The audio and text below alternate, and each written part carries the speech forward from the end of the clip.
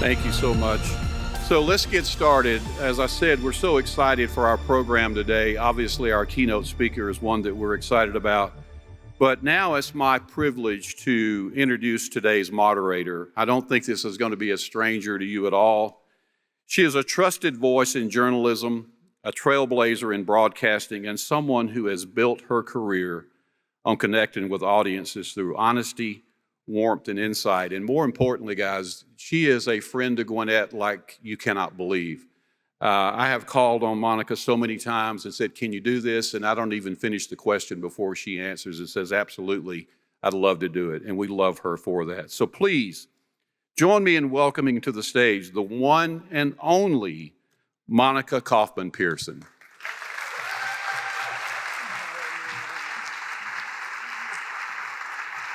Morning.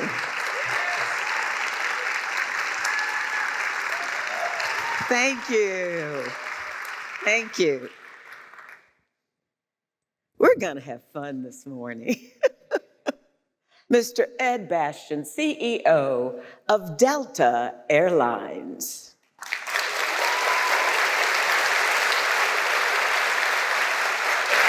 Sorry I was late. So I'm going to start this off to let you all know we're going to have fun this morning. You see how tall he is. You see how short I am. I want to know, how do you, in economy class, back into the toilet, turn around, close the door, and you're still like this? We have even better seats available for you, Monica. But the reality is you fly economy. I do many times. And why? Well, there's a lot of reasons for it. First of all, I don't pay for my seats. So many times it's the best I can get. But it's also something I want to instill within our team. Flying is a privilege. And whether you're a customer, paying customer, or part of the Delta team, we all like to feel that privilege. We don't want to always take advantage of the best seats on the planes. We want our customers to have many of the best seats. Occasionally, you will see me up front. But I also like to see what it's like behind the curtain, because I like to, that's where the action is, right? Up front's kind of boring. If people are sleeping or watching TV or doing whatever, back in the back of the plane's where the action happens. And being with our team back there and meeting with the customer, I love the looks I get many times when they see me and they figure out who I am and why I'm sitting in the middle seat or why I'm near the last row of the plane. And it's a message to our team to always remember the humility that we get to serve. And that's leadership. You know, over the weekend, I saw that Delta had this huge bash for employees at the Mercedes-Benz Stadium. And this is a company that 100 years ago was crop dusting. Yeah. And now it's a global leader. So what is the secret sauce to the success of Delta Airlines? Well, that's a really easy question. It's our people. The people are everything to us in our business. As I said, we're a service organization. We serve. We fly planes. We go to exotic destinations. We use a lot of fancy technologies. But all airlines have access to those same ingredients. The only thing that the other airlines cannot replicate are the people and the culture of service that comes from the heart at Delta. And it's my job to take the very best care of them so that they can take the very best care of all of you. Well, leadership is extremely important. And what you all don't know probably about Mr. Bastian, he's the oldest of 9 children. Yeah. So you learned leadership early. Your parents, your father was a dentist, your mother was a dental assistant. They had their dental practice within the home. Yeah. What kind of things did you learn from them that you still employ today? I learned to keep moving. I learned never to be late for dinner. I learned the importance of teamwork. The only way you can pull something like that off, there's 9 kids, my parents working in the same house, and my grandmother lived with us as well. And it wasn't that big a house. We had 1.5 bathrooms and 4 bedrooms. You learn a lot about how to get along, how to lead by example as the oldest. It was instilled in me the importance of setting the proper example, whether it's the great grades in school or being on time. And you also learn the fact that life's a little complicated, and it's okay. And you make the best of what you have. The other surprising thing I found out about you in doing the research was that you started out doing little part-time jobs while you were going to school. And one of them, you worked on a crew where you were literally cleaning streets. Yeah, it was a road crew. And that you also worked in, for lack of a better phrase, a place where it was pretty dirty. Yeah, I worked in a concrete cement factory. It gets pretty dirty in a rock quarry, basically. So what did those, and the reason I'm asking you these questions is because everything that touches you during your life later on shows up as a good or a bad. Yeah. What were the things that you took from that caused you to go on a different path? Yeah. Well, they were summer jobs for me when I was in high school and then later in college.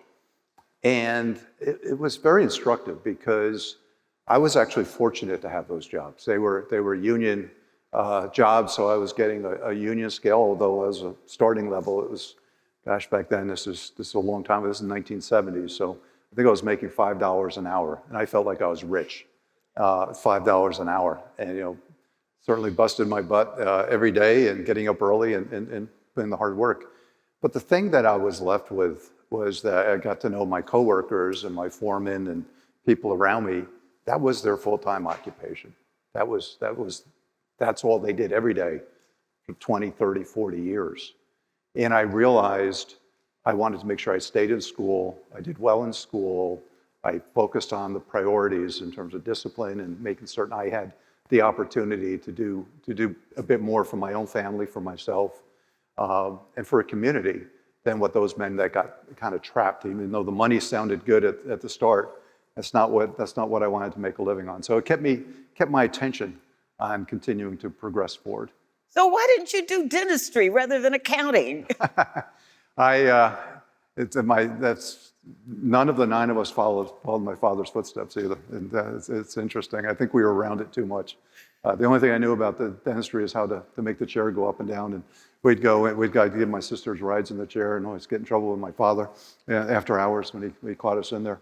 I started as an accountant. I didn't really, there's no one in my business that went into business per se. Certainly not corporate America, didn't understand it. And I was talking to my dad what I thought I should major in. And he said, well, you're good with math, so why don't you become a tax accountant? And he said, no, the good thing about a tax accountant, you're always gonna have need for tax accountants, right? There's always gonna be a job there for you. And the other thing he said, you're not very good with people.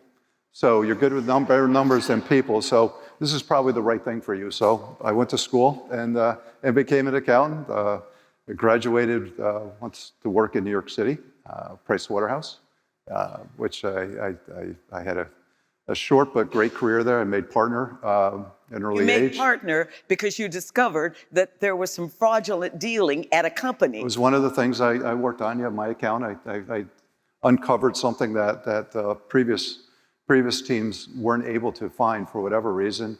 And at a very young age, I was in front of the SEC and courts and lawyers, and I was 26, 27. I had no idea how I got there. I was scared out of my mind.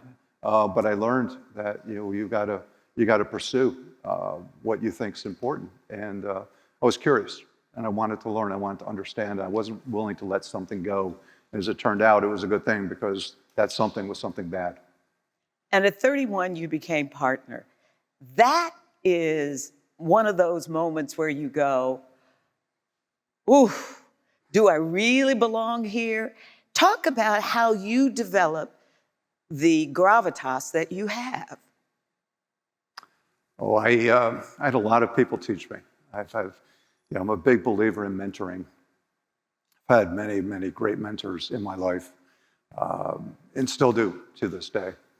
And one of the things that people saw in me was the opportunity to do more than, it was a great life as an accountant, and I had And there's accountants in the room, I'm sure, and it's a great career and great opportunity. In fact, I tell many youngsters one of the best educations you can get and opportunities to graduate school with is public accounting. People think it's dry and it's boring. Candidly, it's just the opposite, because accounting is the language by which business works. And if you understand accounting, you understand how businesses work, you understand actually how to get ahead and actually operate your own business or lead a business or consult a business. And public accounting gives you access to many different businesses because you have different clients and you see different ways of leadership. And so you're getting a ground floor education like nothing else. So I always, of course, none of my kids follow my advice, but hopefully some do, some others do. But in there, one of the things I learned early about myself is I wanted to do more than just be an advisor or be an auditor or be a consultant. I wanted to actually go be responsible for my own decisions. I wanted to go run something. I didn't have a graduate degree at the time, needed to get working quickly to pay off some student debt, and didn't want to go back to school, so I went to work at a company that, with all apologies to our great local hometown company, Coca-Cola, it was PepsiCo. And obviously wasn't here in Atlanta, it was in Texas, and it was actually Frito-Lay, which was the snack part of the business. And I learned from some great leaders as to how to lead and how to develop. So how did you get to Delta back in 1998? Well, I was traveling so much. I had an international job, actually. While I was living in Texas, I was traveling internationally, and I was the CFO of the international snacks business for Frito-Lay. And so literally every week I was on the road somewhere else. And eventually someone said, hey, you're on airplanes so much, you might as well work for an airline. It'd probably be easier on you. And I thought about that, and I think he was probably right. And coincidentally, 6 months later, Delta called me and asked if I'd be interested in talking to them about an opportunity. And I said, sure, why not? And I joined in... It's 27 years ago. This month in 1998, exactly. So what was it about the Delta culture that was important to you, not only for your personal growth, but also for your ethics? So at that point, I think I was too young. I didn't really understand, just how important culture and the values that the company had. It was obviously a very different company than it was today. First of all, it was 5 times smaller than Delta is today. Delta's grown 5x over that 27-year time horizon. The people thing I was still figuring out as a leader, as a young leader, as to the importance there. But I was excited about travel. I love the adventure of travel. I've always been above. I never stepped foot on an airplane until I was 25 years old. So when I graduated school, I had no idea I'd be doing this, right? That's why my training was in something very different. And I love the fact that travel takes you places you can't ever imagine seeing and doing and learning about, meeting people, having a different perspective of things. And so I was excited by that. But once I got inside Delta and I understood and started to figure out the teamwork, the collaboration required, just how hard that business was, I was a business traveler. I thought, boy, I know how this thing works. I'm sure many of you probably think you know how this thing works. You get behind the curtain, it's not that easy, okay? This is a complicated business with tens of thousands of employees and 5,000 flights a day, and every flight takes off the same at all. Many of them have different challenges, whether it's weather or other things to contend with. And it's a 24/7 operation. We never sleep. And that is part of the dynamics of working in that line of work. And that's what attracted me initially. And then I started to learn the people aspect, the culture, the importance of Delta. I never lived in Atlanta until I moved in '98. So I learned Atlanta. Some great mentors, Ambassador Young being one of those, who taught me Atlanta and the Atlanta way. And I love it. And this is going to be forever home. Well, in the newspaper article in the British Sunday Times, you outlined what you call the 5 superpowers in your business. So please explain why people, operational excellence, global network, customer loyalty, and financial discipline are superpowers, and which one of these is the most important to you? Well, this is a talk that I give to all of our people. Many times a month even. I did one yesterday in downtown Atlanta with 750 of our frontline people. And there are 5 things that truly make Delta stand out. The first and the most important are the people. It's the consistent excellence of service that they deliver each and every day that makes the brand really come alive. When customers comment to me, and I get comments, letters from all different people, all different time, I'm very accessible, very, very easy to get to. And sometimes, by the way, we screw up, they're not very nice, and we fix those too. But the thing they're always telling me, it's not like, boy, I really love that plane, or I really love that meal, or really love that new airport design. They do, but it's the people. It's always about someone that stands out, that makes their experience better for them, whether it's the empathy in terms of a difficult situation, because people travel for all reasons. For a very difficult reason, going to see a loved one who's dying is probably on his or her last breaths, or some celebratory going on a honeymoon, and you have all of that in the same cabin. It's a bit of a social lab, and there you've got all different people moving around for different reasons, and it's the environment that our cabin crew create, our pilots, our flight attendants, that we're all going together on the same journey, and how it gets delivered, how it gets served. It's the work, the people that greet you in the airports, the technology we deploy to help you get through the airports as quickly as possible, making certain the reliability is strong. That's a culture of team, and that's number one. Second is the network, where we fly, how we fly, all the different airports around the world, the partners that we work with. Third's the operational reliability. You want to make sure you're getting there on time, you're safely, of course, and with your bags and a smile. Fourth is the brand. We have fierce brand loyalty. People love this brand.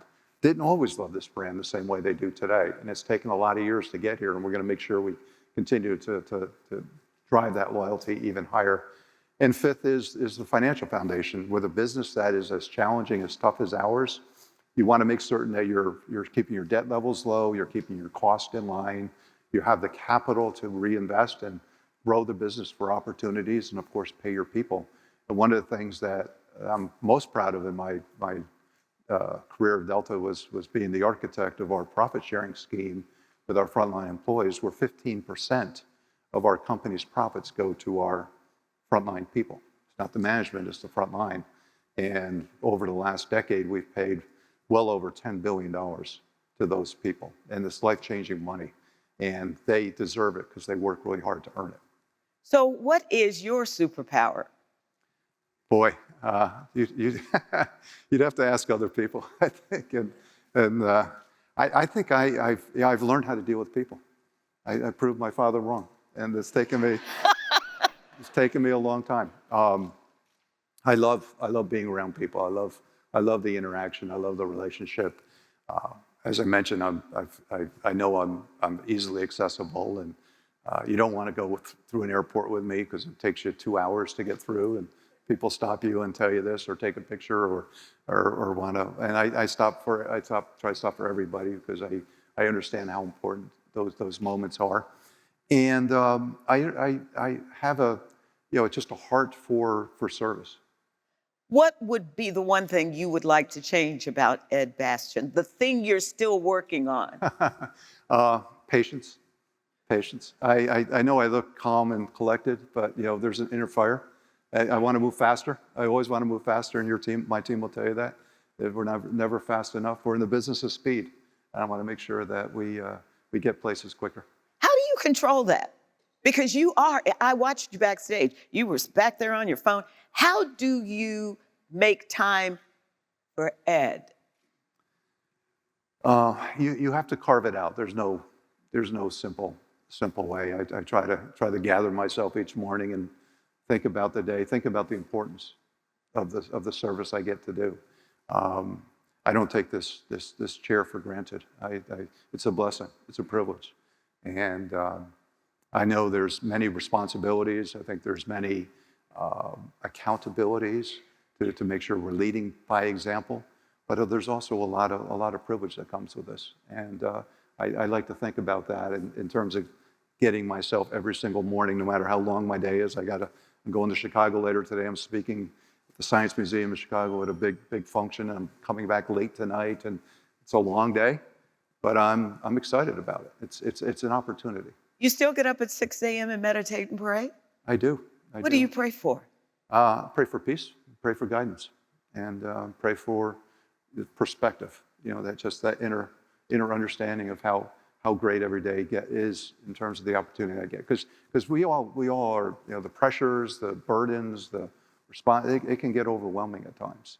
And I choose to consciously think about it as an opportunity rather than a job or a burden or just kind of a mechanical thing.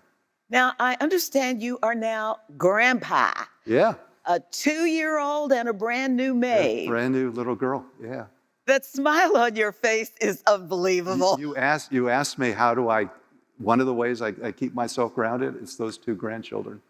And that's actually my relaxation point, the truth, because they could care less who I am. All they know is I'm the grandfather. They call me Big Man. And not the baby yet, but my little Miles, he's 2.5 does.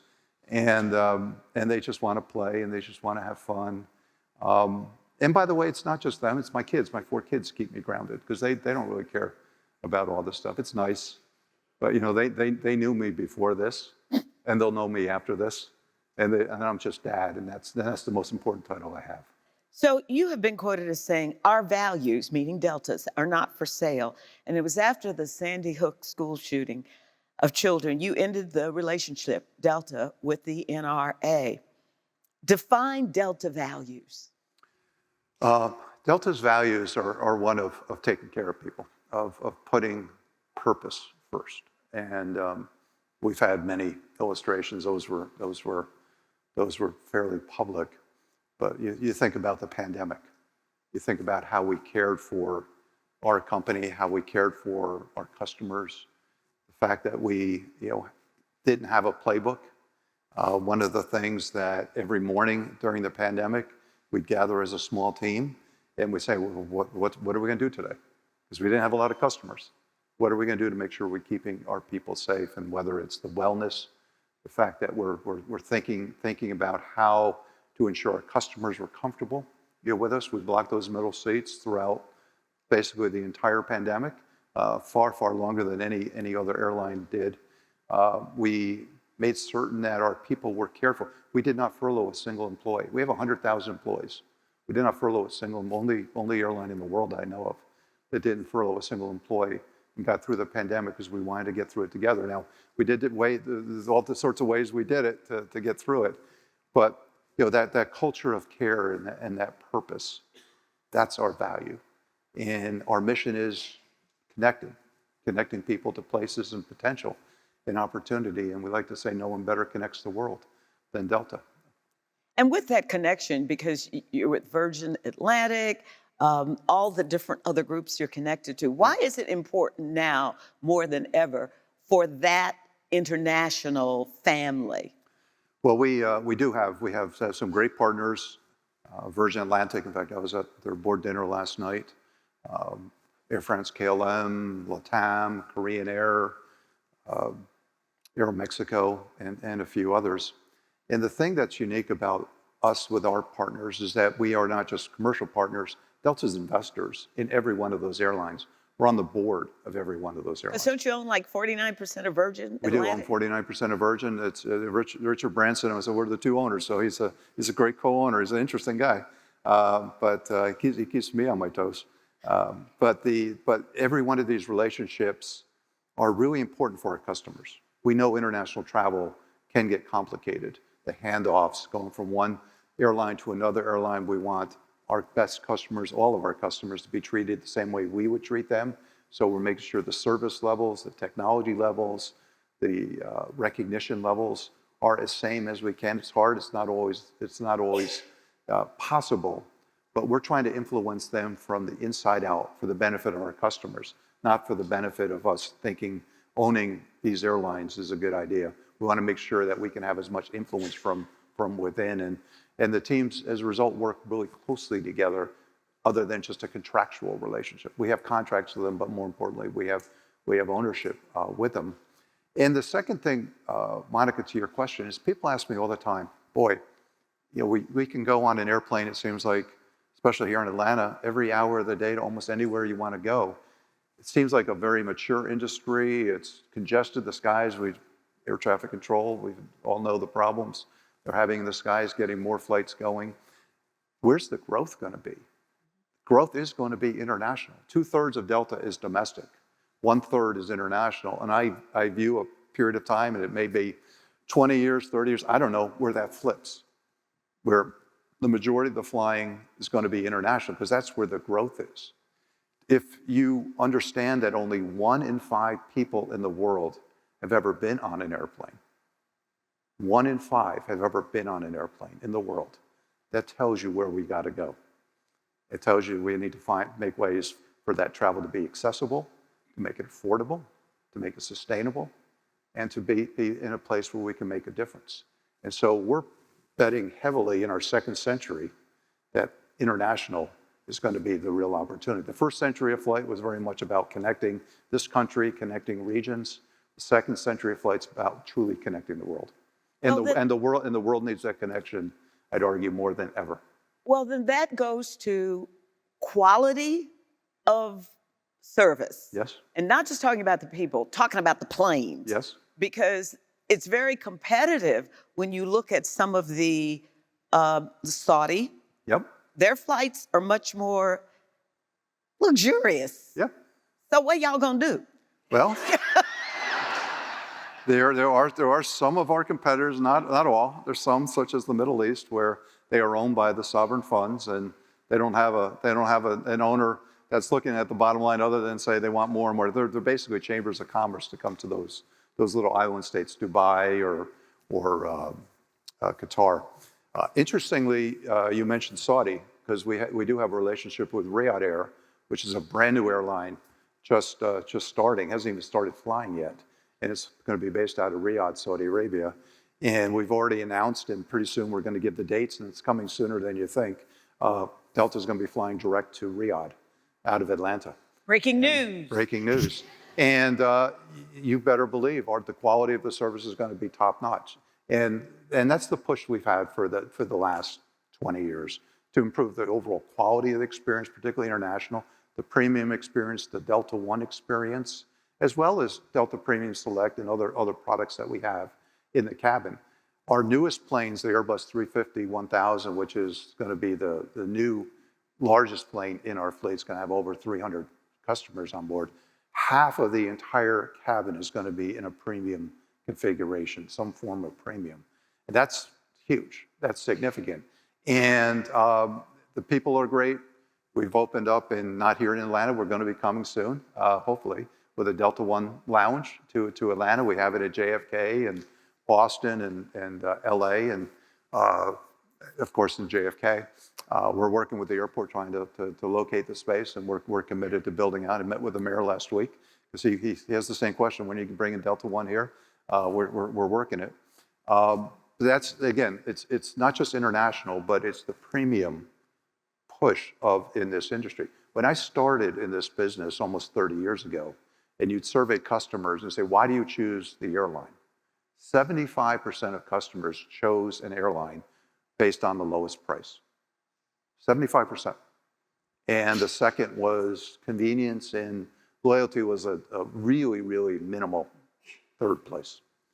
And we were a commodity. And you think about 30 years ago, there were a lot of different airlines. Delta wasn't, let's say, we were 20% our size that we are today. A lot of different airlines competing and trying to gain that customer opportunity. And when you're only a commodity, it's really hard to invest in quality and experience and service levels that we've had. And we all went through a pretty disruptive period following 9/11. We went through a bankruptcy ourselves 20 years ago, takeover attempts, merger with Northwest, recession. We've been through many, many challenges. Throughout that period of time, we've had the view that we need to be seen as a premium service that people are willing to pay for, or else the business model doesn't work. We're not equipped to be the lowest cost provider. We are equipped to be the highest premium provider. And that's where our orientation has gone. And that starts with the reliability first and foremost, and it ends all the way into the suites and the Delta One experience and the Porsche on the ground. So that's where we're going. And today, we earn a premium. We earn a meaningful premium versus all of our competitors, and we're not apologetic for it. We deserve it. We work really hard for you, and people buy us. Only 10 years ago, only about 25% of our people came directly to us to buy our tickets. They go to Expedia, they go to Priceline, they would shop us, even 10 years ago. Today, over 60% of our customers go to us on the Fly Delta app. They have confidence in us. They know Delta is their airline. They understand that it may be a little bit more that they're going to pay versus another provider, but they understand the importance of the loyalty to the brand and their expectations they're going to receive great value for their money. Well, there's another reason I fly Delta, and that's because of what you do in the community. This past weekend on Sunday, I think the largest contingent in the Pride Parade was the Delta contingent. That's right. And it seems to be a hallmark of being involved in the community, not just making your money here, but investing in the community. Talk about that. Listen, our community, everyone here, one of the reasons, other than I've lived up here for many years. I don't live here today currently, but it was great to get back here. It's because I get to be in the community.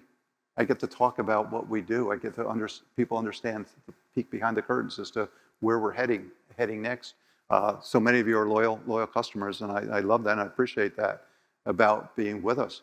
But our community is our customer base. And it's, you can't be a good company and a successful company unless your customers and your communities lift you up. Otherwise, you're a flash in the pan. You have to give back. You have to be willing to put your money where your mouth is. And I talked about our profit sharing, where 15% of our profits go to our people. About 10 years ago, when I took over, I said, it sounds awesome, but it's also a little self-serving. Why don't we do something for our community? So starting then, and to this day we've done it, 1% of the profits of Delta go back into the community at the same time. This past year, we put $60 million back into the community. That was 1% of our profits. And we've made that commitment, and we'll continue to keep that commitment around. We did it during the pandemic. Even though we were making profits, we kept that same level of investment because we're investing in the future. And when you invest in your community, you invest in doing things that serve, because that's our business model, is to serve. It reinforces to our own people who love to serve who this company is. Well, I'm gonna get in your business for a minute. Mm-hmm. You're 68 years old. Yeah. You just got engaged. When you gonna retire? I'm a late bloomer. When you gonna retire? Or what I should say is, when will you know it is time to turn over the reins the way Mr. Anderson did? I've got some gas in the tank yet. I have a few years to go yet. So I'll know. I think everyone, as they start to approach, this age, it's a number, by the way. I certainly don't feel, I can't believe I'm 68. I certainly don't feel 68. But there's a passion, there's a fuel that's keeping this going. The company wants me to stay as long as I'm willing to stay. My board wants me to stay. My people want me to stay. Hopefully my customers.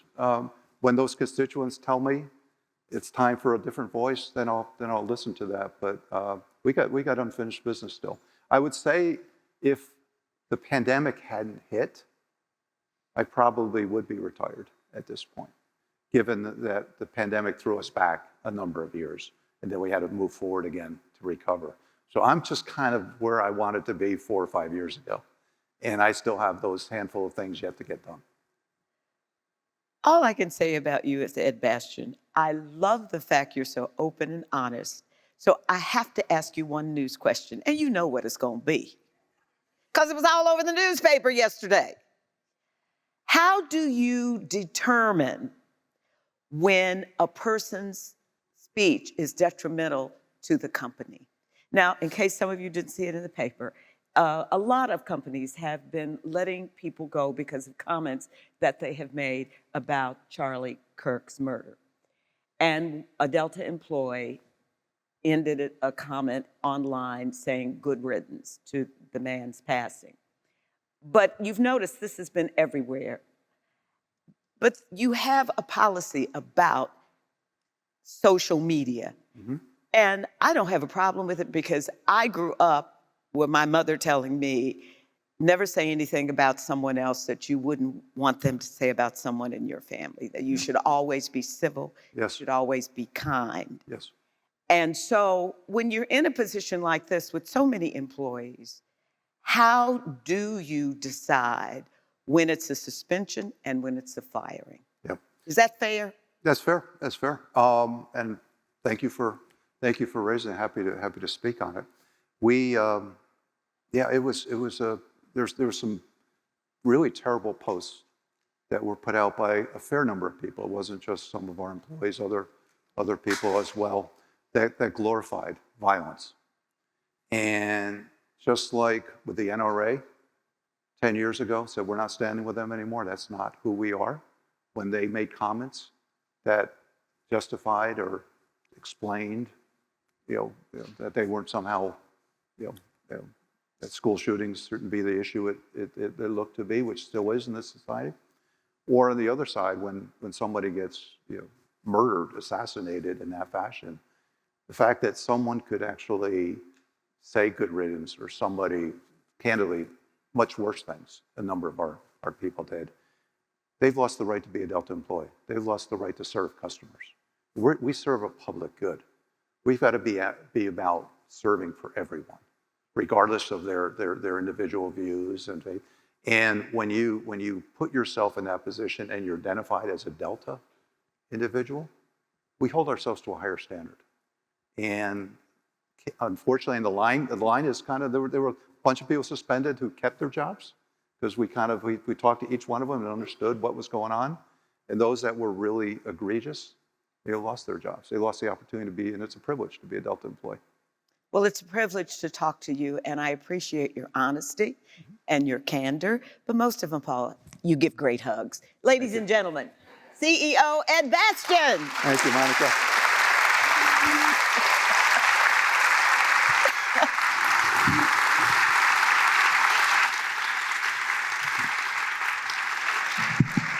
Thank you all so much. I want to tell a very quick story about Ed before he leaves that tells you a little bit more about the man. But Ed Bastian, CEO of an international company, really, really important person. Obviously, a few years ago, he was visiting a golf tournament that we also host. And he was sitting there just watching the golf tournament. And a little lady walked up to me and she said, "Man, that looks like Ed Bastian sitting there." And I said, "Well, it is." And she said, "Well, what's he doing here?" And I said, "He's watching golf." And she said, "Well, why is he watching it?" I said, "Well, how else would you do it except to sit there and watch it?" And she said, "Well, how did he get here?" And I said, "He drove his car. That's how he got here." And she thought a minute. She said, "Well, ain't he something?" So I have to say, Ed Bastian, you are something. As with Monica, has always been a great friend to Gwinnett. Thank you both so much for your time today. We all appreciate it. Another round of applause for both of them.